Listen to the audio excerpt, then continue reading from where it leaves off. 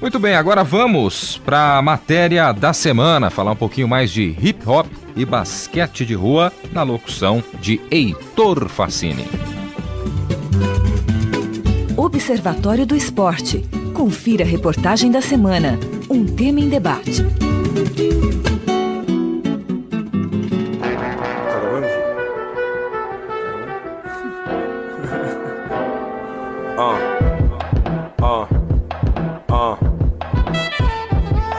Eu vou vestir meu uniforme, o jogador não dorme, campeão da rua. Eu vou invadir a sua quadra, desafiar seu time e a escolha é sua. Se não tiver coragem é só assistir o time de gigante invadir. Vê se não enrola, olha pra frente. O hip hop é um movimento cultural surgido nos anos 60 e criado por jovens negros dos guetos norte-americanos. Ele aparece num período pós-luta por direitos civis com Martin Luther King, Malcolm X, entre outros. Composto por break, grafite, DJ e MC, ele carrega como base muito forte a mensagem e o conhecimento que quer passar. Destaca a vida do povo negro nos guetos e nas favelas, trazendo a história deles e mostrando a realidade que passam nas ruas. Nessa mesma época, começa a surgir o streetball, o basquete de rua. Iniciado por jovens que não tinham oportunidades de disputar as grandes ligas, ele quebra a ideia do jogo disputado dentro dos ginásios. Nessa modalidade, a quantidade de movimentos para o drible é maior, e muitas vezes a habilidade de brincar com a bola é mais exaltada que a própria busca pelo ponto.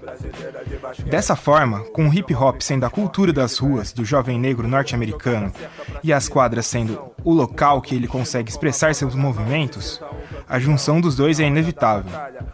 É o que explica o professor do curso de jornalismo da Unesp e coordenador executivo do Núcleo Negro da Unesp para Pesquisa e Extensão, Juarez Xavier. Nunca é demais lembrar que o hip hop tem um pé no reggae, né? Nessas manifestações culturais jamaicanas, né? Que já vem para os Estados Unidos já com uma pegada política. Então, uma coisa vai favorecendo a outra, né? Já tinha o discurso Marcus Garvey lá nos anos 20, Malcolm X, Luther King, tudo isso cria um caldo de cultura favorável para isso, né? Ele vai juntando, né? Você tem dos anos 50, nos anos 60, o avanço das políticas dos direitos civis, né? Você tem o crescimento dessa chamada cultura de rua, né? Cresce o hip hop e cresce as suas linguagens, né? Você tem, por exemplo, o grafite que começa a sair da sua área mais comportada, né? A gente estava até conversando agora a importância que o grafite teve na constituição das lutas políticas nos setores urbanos, né? Nos Estados Unidos. Você tem a dança de rua, né? O street dance como um fator importante, fundamental, né? Decisivo. As linguagens do hip hop, nesse momento também estão se constituindo como esfera de ação política, né? Nos anos 60, nos anos 70, que tem a explosão e tal. A partir da popularização e da evolução do basquete das ruas, a invasão dele nos grandes ginásios era questão de tempo. Já surgiu uma força negra na Liga de Basquete Norte-Americano, a NBA. Os nomes como Wilt Chamberlain, Kareem Abdul-Jabbar e Magic Johnson já faziam sucesso. Porém, eles estavam mais inseridos naquele sistema do que impondo a sua própria ideia nas quadras. A partir da metade da década de 80, surgem os Bad Boys do time Detroit Pistons. Jogadores como Isaiah Thomas e Dennis Rodman se destacam. O streetball começa a ser incorporado dentro da NBA, com jogadas que fugiam do padrão tradicional, muita provocação e malícia. O professor Juarez Xavier também comenta a importância dessa equipe. Eles constroem uma identidade, né? Eles trazem para o basquete profissional o basquete de rua, né? E os caras passam a chamá-los até de bad boy, né? Eu acho que isso faz a fusão, né, dessas duas dimensões. Você tem o basquete de rua, a cultura da rua e as manifestações estéticas da rua. Vem com isso as roupas, você começa a perceber, por exemplo, fora da quadra eles têm um vestuário que também é uma linguagem política, né? Que dialoga com o hip hop, e depois a quadra. Os caras começam a assumir dentro da quadra aquilo que você fazia fora da quadra no basquete de rua, né? Os calções começam a ficar mais largos, começam a trabalhar com adereço na cabeça, nos punhos, que faz um pouco parte desse universo. O hip hop chega ao Brasil nos anos 80. Um polo forte foi a Estação São Bento na cidade de São Paulo, lugar onde jovens se reuniam para dançar o break, improvisar rimando e fortalecer a cultura. O professor Juarez Xavier também explica como se deu essa relação da força do hip hop com o basquete aqui no Brasil. Eu acho que foi a influência que o hip hop passou a ter, em especial a partir dos anos 80, o hip hop norte-americano, no movimento negro em geral no Brasil e particularmente nessas manifestações. Quando começam a chegar, por exemplo, as imagens dos jogadores da NBA bem-sucedidos. E casa com os rappers também bem-sucedidos. Né? No imaginário de quem viveu esse período dos anos 90, esses dois aspectos se articulando. Né? Rappers muito ricos e jogadores de NBA muito ricos. Me chamava a atenção que começaram a surgir nos morros do Rio de Janeiro, mais que em São Paulo, os caras com as camisetas da NBA. Né, dos jogadores negros da NBA. Né? Em São Paulo, timidamente, eles começaram a usar a camiseta de times. Brown com a camiseta do Santos, o X com a camiseta do Corinthians, mas muito timidamente. Né? Mas eu tenho a impressão que essa foi a força externa do hip hop norte-americano que traz um pouco essa imagem. Né? Mas há diferenças na capacidade de proliferação do basquete de rua nos Estados Unidos e no Brasil. Entrevistamos para essa matéria o rapper Alex Pereira Barbosa, vulgo MV Bill. Ele fala sobre essas diferenças. Aqui não foi tanto quanto nos Estados Unidos, que lá eles eram banidos, né? De forma bem cruel da liga. Então o basquete de rua ajudou bastante a mostrar a habilidade dos caras do gueto, dos pretos nas ruas. E o Harlem Globetrotters foi muito importante também. Mesmo eles fazendo um basquete de exibição, de brincadeira, foi uma forma deles entrarem e irem furando, né, aquele bloqueio que tinha. No Brasil, mais especificamente no Rio de Janeiro, surge em 1999 uma ideia que aglutinou de vez o basquete e o hip hop. O ativista social Celso Ataíde cria a organização não-governamental Central Única das Favelas, a CUFA. Um dos fundadores da CUFA, junto com Celso Ataíde, é o rapper MV Bill. Ele nunca teve um cargo oficial lá, mas sempre foi um entusiasta da ideia. MV Bill explica os ideais da CUFA. A CUFA ela nasceu de uma necessidade de jovens oriundos de favela se organizarem e lutarem pelos seus objetivos, né? Mas com suporte, sem ficar esperando tanto um caminho que sempre fez parte da nossa cultura, o caminho de fora para dentro. E a CUFA dá uma invertida nessa lógica, de dentro para dentro. E quando tem a oportunidade, a gente vai de dentro para fora.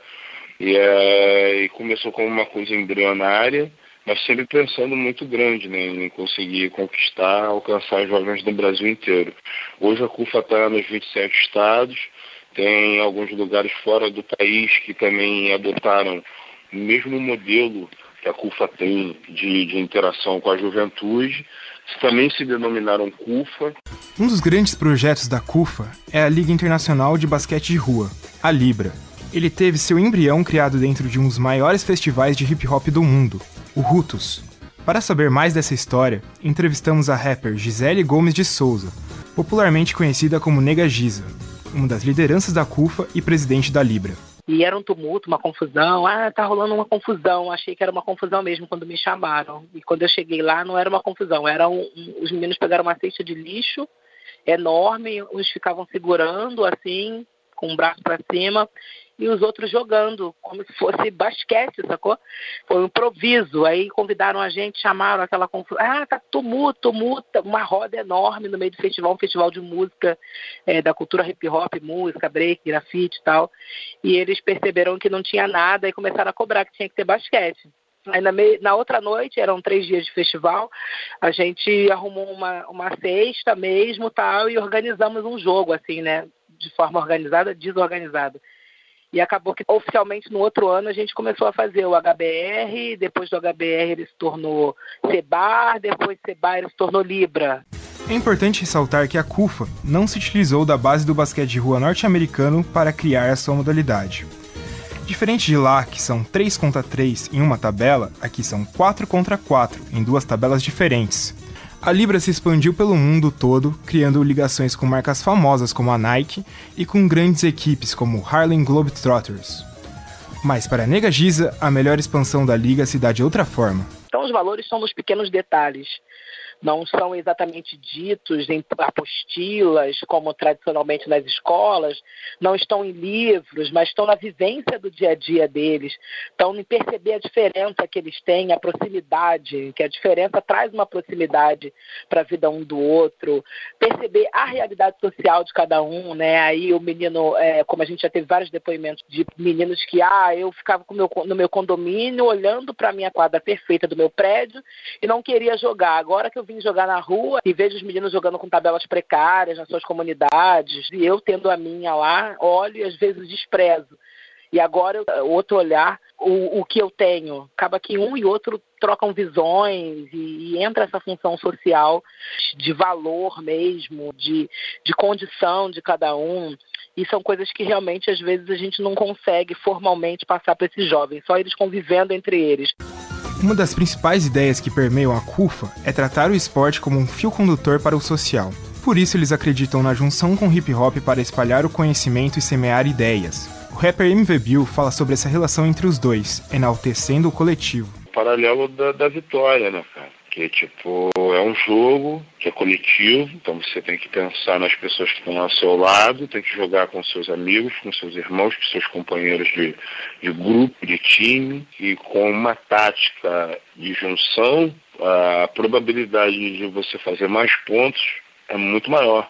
E na vida também é assim, o hip-hop ensina isso o tempo inteiro, que o trabalho coletivo, sendo pensado de forma conjunta, pode ir muito mais adiante. Outro aspecto que liga o basquete ao hip-hop é a ocupação do espaço público ocioso, assim como informa a rapper Nega Giza, presidente da Libra. Dá a oportunidade dos jovens ganharem as ruas, ganhar os espaços da rua mesmo que estão ociosos e parados, né? Eu, na época que eu conheci o hip-hop, era essa coisa desse link de estar nas ruas, usar as ruas, e o que você vai fazer? Você vai jogar basquete, você vai ouvir um som, você vai dançar um break, você vai fazer um grafite. Acaba que esses movimentos acabam se misturando pela história mesmo, né? Por poder ganhar a rua fazendo algo que te agrada, sem ninguém estar se envolvendo, se intrometendo ou te proibindo, né? Acaba tendo uma via de mão dupla aí. O professor do curso de jornalismo da Unesp e coordenador executivo do Núcleo Negro da Unesp para Pesquisa e Extensão, Juarez Xavier, fala sobre como o hip-hop, atualmente, canaliza expressões políticas e sociais das ruas, se relacionando ao basquete. Então você tem a junção, né, da atividade do basquete, a cultura negra de resistência e a linguagem política, né? E quem faz isso atualmente é o hip-hop. Você tem momentos diferentes, o jazz fazia isso não com essa força, né? O blues fez isso no passado não com essa força, a black music fez isso não com essa força, tirando, lógico, Stevie Wonder, que tinha essa pegada mais consistente, Marvin Gaye, que tinha essa pegada mais consistente e tal. Mas é o hip hop que parece que é o veio natural, né, desse basquete, né? Então alimenta-se das mesmas condições que a rua, alimenta das mesmas condições políticas, né, que a segregação racial, e alimenta das mesmas condições políticas e ideológicas de participação política. Também entrevistamos para a reportagem o rapper bauruense Thiago Luiz da Silva, mais conhecido como Tigor MC. Além de envolvido com o movimento hip hop, Tigor sempre gostou do basquete como forma de esporte e já pensou em ser jogador. Para ele, os valores contidos nos dois são muito similares e por isso essa química acontece. Eu vejo que, de certa forma, eles falam a mesma linguagem ali. Tem até muito... Acho que o Shaquille O'Neal, que é um jogador de basquete, acho que ele gravou um CD também de rap, ele canta rap. Então, assim, muito do que é falado, muitas das pessoas que hoje praticam esse esporte vêm dessa cultura, vêm desse contexto. O esporte, com certeza, é disciplina, né, superação, ter objetivo, treino, empenho. E o hip-hop também, ele prega isso aí, cara. O respeito, que tem no esporte também. A cultura hip-hop, que nem o break também, de certa forma, é um esporte. Você trabalha muito com o corpo. Então, acho que o hip-hop, um complementa o outro. A questão da mesma linguagem aí. E alguns objetivos são os mesmos, poder trazer um caminho, uma alternativa de vida também, às vezes na música, às vezes no esporte. Acho que essas similaridades aí dão um sentido legal. Muito bem, tá aí, portanto, o conteúdo desta semana, né, na voz, na locução do Heitor Facini. Vamos aos tradicionais agradecimentos. a um professor do curso de jornalismo da Unesp, o Juarez Xavier, sempre abrilhantando, né, os nossos conteúdos, ele que já é um parceiro praticamente do Observatório do Esporte. Também aos rappers MV Bill, Nega Giza e Tigor MC. Muito bacana também, acrescentaram bastante ao conteúdo. E além do Heitor Facini, para falar a respeito da matéria desta semana, também conosco Thiago Pavini. Ô, Thiago, fala um pouquinho mais dessa experiência, esse conteúdo que rendeu bastante, inclusive, né? Uma matéria muito bem executada. Fala um pouquinho aí dessa relação hip-hop e basquete. Um abraço para você. Um abraço, amigos da mesa, amigos ouvintes. Foi uma matéria bem bacana, a gente teve o prazer de fazer, né? Foi até difícil a gente fazer a edição do material, porque foi um material de muita qualidade. A gente até tentou entrevistar o Larry Taylor, né? Pela experiência que ele viveu nos Estados Unidos, né? Então trazer um pouco dessa relação também da cultura norte-americana com o Brasil. O Larry que está disputando os Jogos Pan-Americanos e daí a dificuldade, né? Do bate-papo e do acesso. Só pra gente ilustrar também, qual a música que estava tocando durante a matéria, Thiago? A gente colocou a música do MV Bill, né? Chama Hino da Libra. Então ela retrata bem o assunto que a gente está conversando. Eu acho que é legal a gente destacar um ponto a respeito do basquete de rua, por exemplo, nos Estados Unidos. O que a gente percebeu é que a relação do basquete de rua com a liga oficial, com a NBA, é algo mais próximo. Então tem jogadores que saem do basquete de rua e vão jogar na NBA. Então você consegue trazer traços e técnicas do basquete de rua para a liga profissional. Já no Brasil é algo que não tem uma relação tão grande assim, até pelo fato da LBB não ser tão antiga que nem a NBA e tudo mais, mas a gente não consegue enxergar os traços do basquete de rua dentro do basquete profissional aqui dentro do Brasil. E algo que é legal também falar é que o basquete aqui no Brasil não é o principal esporte nacional, né? Então, claro que nos Estados Unidos, como o Juarez disse pra gente, a capilaridade do basquete de rua dentro dos Estados Unidos é maior do que aqui no Brasil. Aqui no Brasil é maior futebol. E então essa dimensão do basquete de rua aqui dentro do Brasil é um pouco menor. A gente também assistiu um documentário para fazer essa matéria, né? O Heitor vai falar um pouco mais, um documentário falando a respeito do time do Detroit Pistons, né? Dos Bad Boys, que auxiliou bastante a gente também na matéria, né, Heitor? Então, é interessante de falar desse documentário é que a NBA, estranho a gente pensar isso, era um esporte predominantemente branco nos Estados Unidos. O basquete era só composto por brancos na grande liga do esporte lá. Aí isso é uma coisa estranha, porque aí nos anos 70 começa a entrar... Tem a entrada dos negros, que é o Wilt Chamberlain, aí depois entra o Magic Johnson, entra Kareem Abdul-Jabbar, e isso vai aumentando essa proliferação, mas esses negros no basquete dos Estados Unidos, eles não entravam como se tivessem impondo o seu estilo de jogo lá, eles se adaptavam ao estilo da NBA.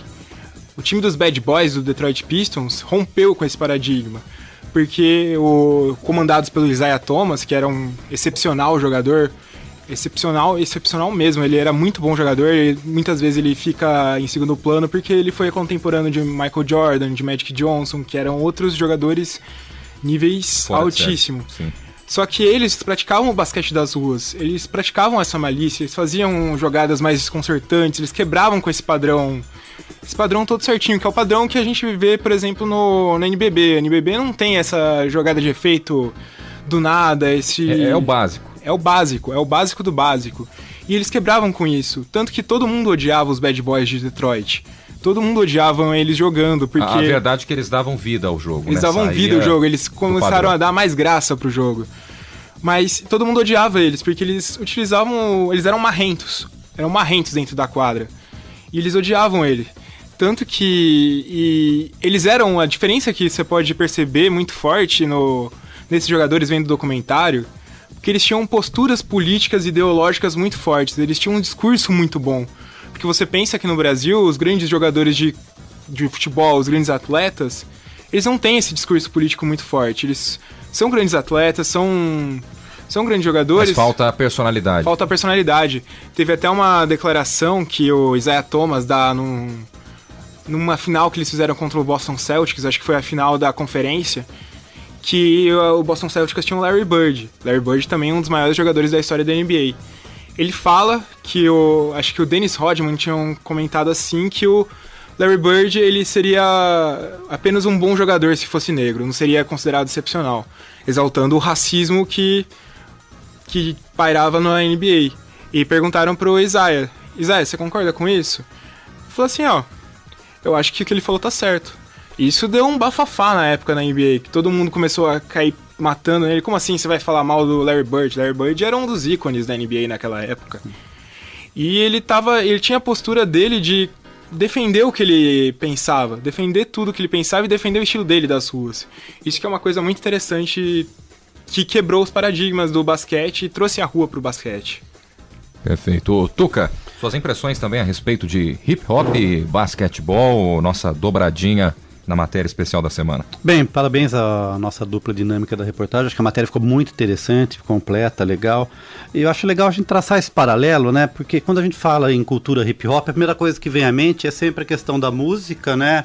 Que é o rap, com seus MCs, rappers e tal. A dança, que seria o break e os b-boys. Mas é legal que acaba se incorporando agora o esporte através do basquete de rua, né? E o basquete em si. Uma coisa que no Brasil a gente tem, é a questão do futebol, que sempre esteve ligado ao samba.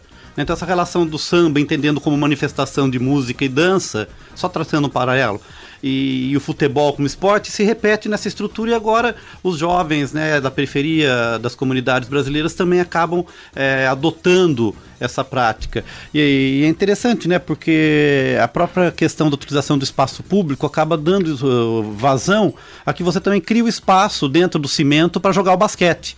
Já que uma vez você não tem mais aquele espaço mais amplo da várzea, dos campinhos que a gente tinha na infância para jogar futebol também.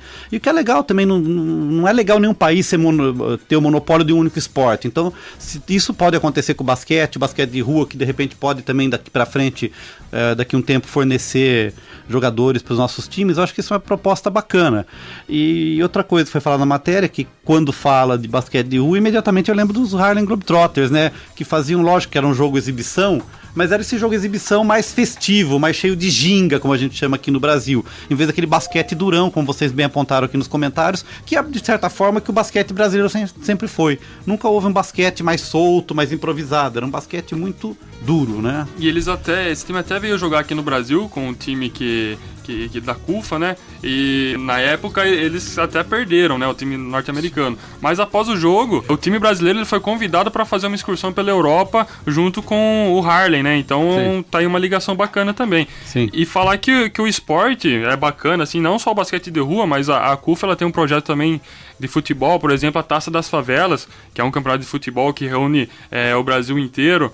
E lembrando que a CUFA está espalhada em todos os estados brasileiros, então utilizar o esporte como uma forma de tirar as pessoas da invisibilidade, né? Sim. Então você consegue transformar as pessoas, transformar a vida das pessoas, transformar ela até em líderes, para poder mudar alguma coisa dentro do local, né? Então é um aspecto bacana. Eu acho legal essa ideia de um momento festivo, quando você junta a música, a dança e o basquete, porque ali tá tudo junto, tem a música, depois o pessoal que dança, e tem dali uma comunidade, uma plateia, entre aspas, que esse basquete de rua encaixa com esse ambiente, né? É um espetáculo também, como vocês falaram, ele privilegia essas jogadas mais dinâmicas, mais acrobáticas, que demandam habilidade física e improviso. Então acho que isso é bem legal. Tomara que isso tome mais espaço dentro do Brasil. E o interessante para falar também, que você falou da tomada dos espaços públicos, porque o que você falou também do campo de futebol, para você jogar futebol você demanda um espaço muito maior. Sim.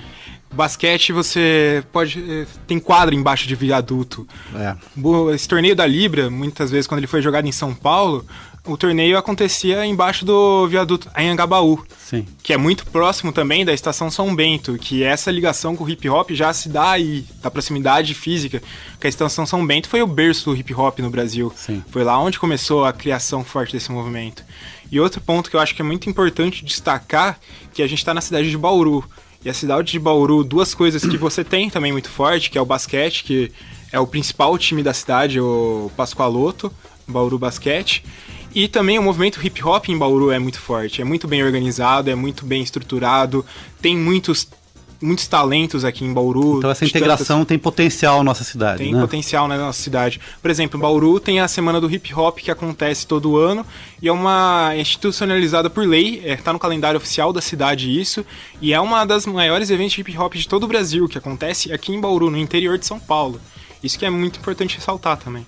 E o que é legal é que o hip hop não está ligado apenas ao basquete, né? A gente conversando com o MV Bill, ele disse que tem uma ligação muito forte também do hip hop com o MMA, que muitos lutadores eles vêm de uma realidade difícil, né? E encontram no hip hop algo para melhorar, algo para sustentar. E algo que dá para fazer um paralelo, mas, por exemplo, basquete de rua, MMA, se utiliza do hip hop, eles têm uma realidade difícil e se utiliza do hip hop para mudar alguma coisa. Os jogadores de futebol, eles também, muitos saem de uma realidade difícil, só que não encontram no hip hop, no rap, uma manifestação que eles se encontram, o que a gente tem uma leve impressão, né? Não sei se é certo afirmar isso. Então, a maioria aposta mais em pagode, em sertanejo, em funk. Então, legal fazer esse paralelo, que não é só no basquete que o hip hop está inserido, né? Tem outros esportes também que se utilizam desse movimento. Porque o hip hop também, como principal base dele, até falado na matéria, que é o conhecimento, que eles consideram os 4 elementos artísticos do hip hop, o MC, o DJ, o grafite e o break, mas eles consideram o conhecimento como um 5º elemento, como uma forma de passar o conhecimento que as escolas não conseguem dar, que não conseguem aprender em livro e apostila, e conseguir dar a oportunidade do jovem, do morador da favela, morador do gueto, conseguir se emancipar. E o esporte entra em conjunto com isso, porque cria uma oportunidade de conseguir aprender disciplina, aprender respeito, aprender companheirismo, aprender jogo em equipe. O coletivo, né? O coletivo entra em conjunto com isso, porque casa muito bem isso do hip hop. E também de se pensar que o basquete, quando surgiu em oposição ao futebol americano nos Estados Unidos. Surgiu como um esporte da prática da não violência. Que isso ajuda e aglutina muito forte com o hip hop. Essa ideia de passar conhecimento, fazer o jovem ser independente dele mesmo, se ele conseguir se defender, se ele conseguir deixar de ser invisível. Perfeito, Heitor, Thiago, obrigado aí pelos esclarecimentos, parabéns mais uma vez pelo conteúdo, trazendo muito mais detalhes aí de hip hop e basquetebol. E você, ouvinte do programa que acessa as redes sociais, curta a nossa página no Facebook. O endereço é o www.facebook.com/Observatório do Esporte. Acesse também o blog do nosso programa. O endereço é o www.observatoriodoesporteunesp.blogspot.com.